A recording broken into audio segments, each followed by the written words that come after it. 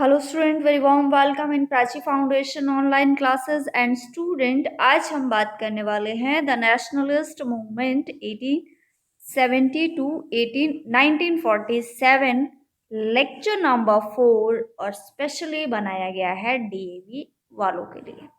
तो बच्चों, आज हम जो टॉपिक कवर करने वाले हैं वो है सबसे पहला जो टॉपिक है हमारा peasants and worker movements, Simon commission, Lahore session, civil disobedience movement and last जो हम लेक्चर लेके टॉपिक लेके जाएंगे वो है सॉल्ट सत्याग्रह।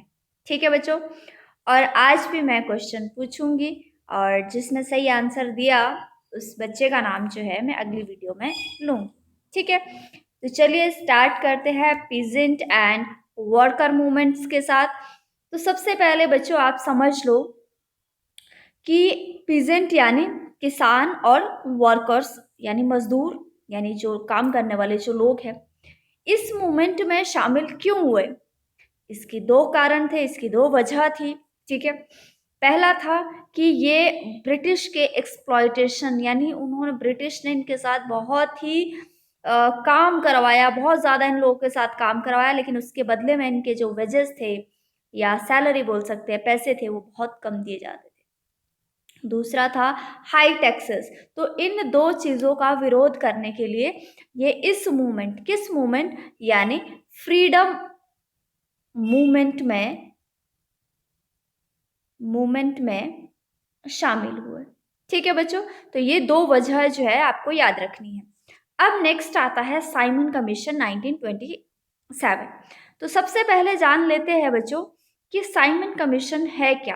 तो साइमन कमीशन कुछ नहीं है बच्चों, थोड़ा सा सिंपल सी बात है कि the Simon commission was a group of 7 MPs यानी मेंबर ऑफ पार्लियामेंट, बट वो इंडिया के नहीं थे, from Britain, who were sent to India in 1928 to study constitutional यानी जिनको इंडिया भेजा गया था 1928 के दौरान किस चीज़ के लिए, कॉन्स्टिट्यूशन रिफॉर्म्स के ऊपर स्टडी करने के लिए। ठीक है, कॉन्स्टिट्यूशन संविधान में होने वाले जो ज़रूरी सुधार है, रिफॉर्म्स यानी सुधार है, उसके ऊपर कुछ स्टडी करने के लिए और कुछ अगर सुझाव चाहिए तो उसको रिकमेंड करने के लिए गवर्नमेंट ने भारत में भेजे थे। अब यहाँ पर इसका नाम साइमन कमीशन क्यों पड़ा, तो it came to be known as the Simon commission after its chairman sir John Simon. तो इनके जो चेयरमैन थे वो थे सर जॉन साइमन, इसी के ऊपर जो है इस कमीशन का नाम साइमन कमीशन रखा गया। ठीक है, तो यहाँ से हटा दूँ या वीडियो पॉज करके आप लिख लेना, ये रहने देते हैं।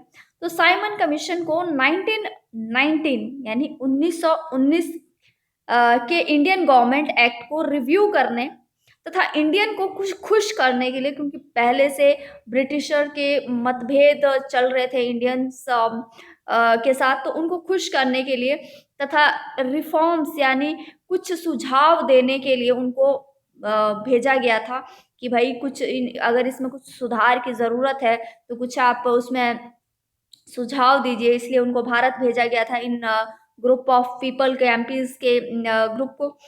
लेकिन इस पर यानी ये जो कमीशन था, इस पर कांग्रेस ने इस कमीशन का विरोध करने का फैसला ले लिया। अब भाई वजह क्या थी, क्यों विरोध करना चाहते थे वो। अब क्योंकि वजह एक थी, यहाँ पर हमने पढ़ा ना कि 7 MPs थे, लेकिन कहाँ के थे, ब्रिटेन के, इंडिया के नहीं थे। इसमें इंडियन रिप्रेजेंटेटिव एक भी नहीं था। तो इसी के कारण जहाँ कहीं भी साइमन कमीशन गया वहाँ पर कांग्रेस के साथ साथ मुस्लिम लीग ने काले झंडे दिखाकर इसको पूरी तरह से इसको बायकॉट कर दिया, बहिष्कार कर दिया इसका। लाहौर में तो पुलिस लाठीचार्ज का विरोध करते हुए जो लाला लाजपत राय जी थे वो घायल हो गए और कुछ दिनों बाद इस इंजरी के कारण उनकी डेथ हो गई थी। ठीक है, नेक्स्ट हमारा आता है लाहौर सेशन। लाहौर सेशन 1929। तो दिसंबर 1929 में कांग्रेस का सेशन रखा गया, वो भी लाहौर में रावी नदी के किनारे। और उस सेशन में राष्ट्रपति के रूप में पंडित जवाहरलाल नेहरू जी भी थे। उसमें पूर्ण स्वराज या बोल सकते हैं कंप्लीट इंडिपेंडेंस का एक हिस्टोरिक या बोल सकते हैं एक ऐतिहासिक प्रस्ताव लागू किया गया। इसी सेशन में ये निर्णय लिया गया कि 26 जनवरी 1930 को भारत अपना पहला इंडिपेंडेंस डे सेलिब्रेट करेगा। 1929 में लाहौर सेशन के दौरान लिए गए ये जो रिजोल्यूशन था या संकल्प लिया गया, उसके बाद से 26 जनवरी को हर साल इंडिपेंडेंस डे मनाया जाता था। ठीक है, भारत का कॉन्स्टिट्यूशन 26 कॉन्स्टिट्यूशन यानी संविधान कॉन्स्टिट्यूशन 26 नवंबर 1949 को पूरा हो गया था, लेकिन इसको लागू किया गया, लोगों के बीच में इसको लेके अप्लाई किया गया 26 जनवरी 1950 को लागू किया गया। ठीक है, और इसका निर्णय किया गया कि भाई इसको जो है हम 26 जनवरी 1950 को ही लागू करेंगे।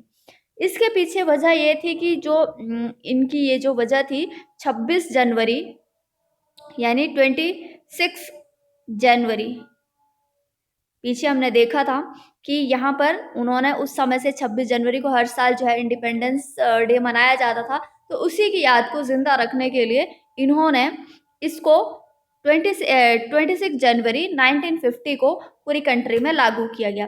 तब से हम भारत के जो संविधान है या कॉन्स्टिट्यूशन है, उस दिन से हम हर साल 26 जनवरी को रिपब्लिक डे के रूप में उसको सेलिब्रेट करते हैं।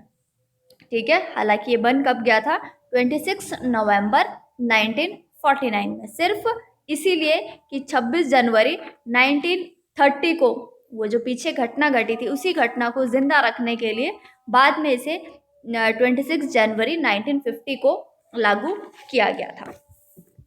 तब से लेकर अभी तक हम 26 जनवरी 1950 को जो है वो मनाते हैं। ठीक है, अब हमारी बात आती है 1930 से 1934 के बीच की। तो ये बात चल रही है सिविल डिसओबीडियंस मूवमेंट की। अब बात करते हैं इसी मूवमेंट में सॉल्ट की। ठीक है, सॉल्ट की बात हम क्यों कर रहे हैं वो हम आगे इसमें पढ़ेंगे। तो सॉल्ट क्या बच्चों, एक बेसिक रिक्वायरमेंट होती है सबकी, चाहे कोई आदमी अमीर हो या गरीब हो। लेकिन प्रॉब्लम यहाँ थी कि जो सॉल्ट का प्रोडक्शन है, ठीक है, सॉल्ट का प्रोडक्शन में ब्रिटिश गवर्नमेंट की मोनोपोली थी। मोनोपोली का मतलब होता है किसी चीज़ पे एकाधिकार होना, कि वो काम सिर्फ वही पर्सन कर सकता है, इसके अलावा कोई दूसरा नहीं कर सकता है, उसको बोलते हैं मोनोपोली। तो इसलिए जो इंडियन थे उनको सॉल्ट प्रोडक्शन नहीं कर सकते थे, और इसलिए ब्रिटिश गवर्नमेंट ने क्या किया, एक कानून ही पास कर दिया कि भाई इंडियंस कोई भी सॉल्ट प्रोड्यूस नहीं करेगा, और सिर्फ और सिर्फ जो सॉल्ट प्रोडक्शन का काम है वो सिर्फ ब्रिटिशर करेंगे।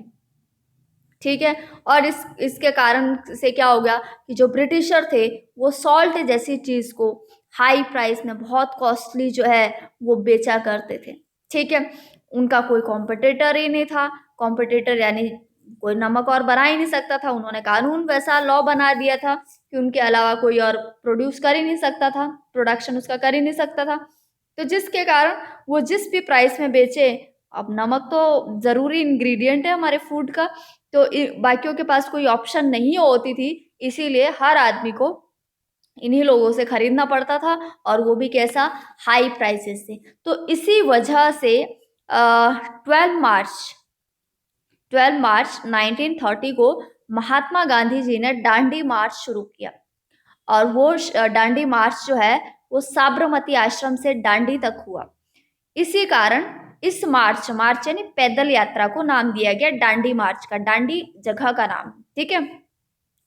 उन्होंने ये जो दांडी मार्च था अपने 78 सपोर्टर्स के साथ शुरू किया। उसके बाद उन्होंने सी वाटर से सॉल्ट बनाया, और ब्रिटिश गवर्नमेंट ने वो जो कानून बनाया था कि उनके अलावा कोई भी सॉल्ट का प्रोडक्शन नहीं कर सकता, उस लॉ को उन्होंने ब्रेक कर दिया या फिर तोड़ दिया।